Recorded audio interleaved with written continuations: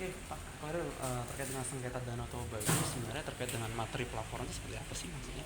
Iya, tadi perwakilan masyarakat adat di seputaran Danau Toba yang didampingi oleh teman-teman AMAN, Aliansi Masyarakat Adat Nusantara, Sekretariat Nasional, itu memang datang ke Komnas HAM untuk melaporkan kesekian kalinya kasus yang berhubungan dengan PT TPL.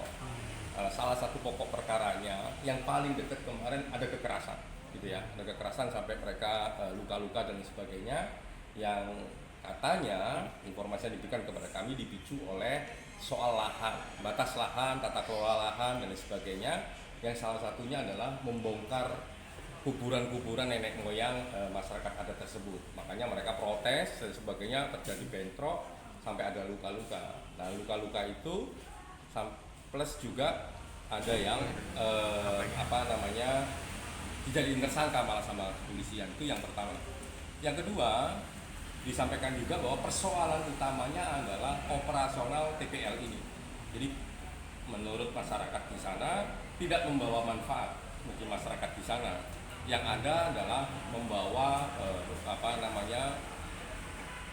konflik, kerugian masyarakat dan sebagainya. Oleh karenanya masyarakat tadi meminta untuk meninjau ulang kebijakan perizinan kepada PT TPL.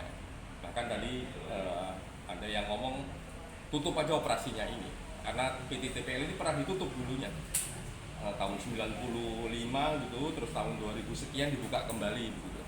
Nah, ternyata memang evaluasi dari masyarakat tidak memberikan manfaat, malah menimbulkan konflik, kehilangan tanah dan sebagainya.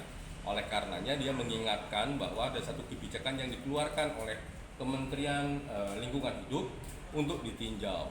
Jadi itu yang menjadi salah satu basis utama kenapa TPL ini beroperasi dan merugikan masyarakat adat.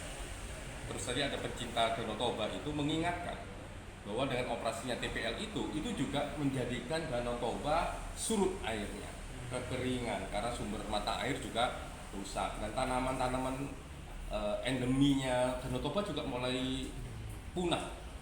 Jadi memang di samping soal masyarakat adat, soal lingkungan dan soal kepunahan beberapa spesies tumbuh-tumbuhan, itu disayangkan tadi.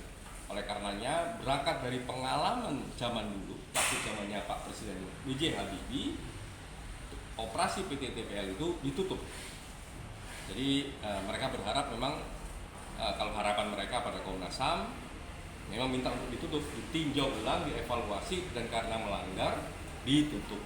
Itu permintaan mereka. Nah, kami merespon itu semua, akan berkomunikasi dengan kepolisian karena ada kekerasan, ya kan, terus ada orang yang jadi tersangka.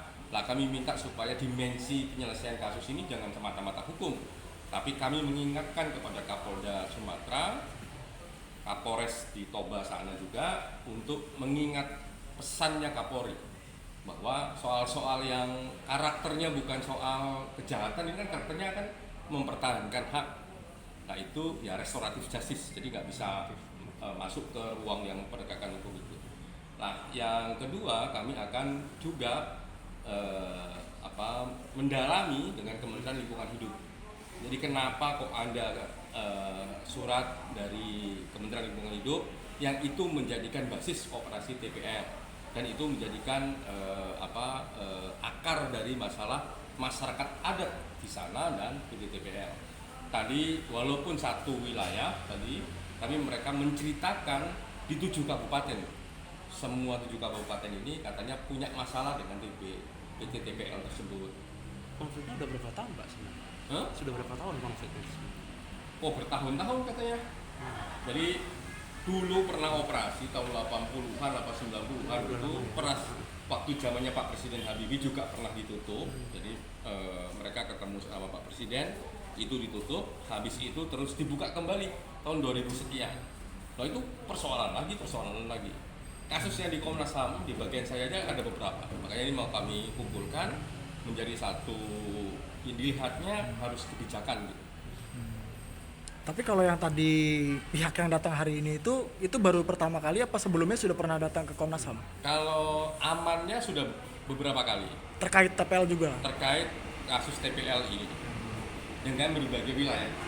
Itu udah beberapa kali. Jadi catatan dari teman-teman Aliansi Masyarakat Adat Nusantara, Sekretariat Nasional itu banyak kasus-kasus yang dialami oleh masyarakat adat di sana dengan berbagai adatnya, berbagai wilayahnya oleh TPL ini.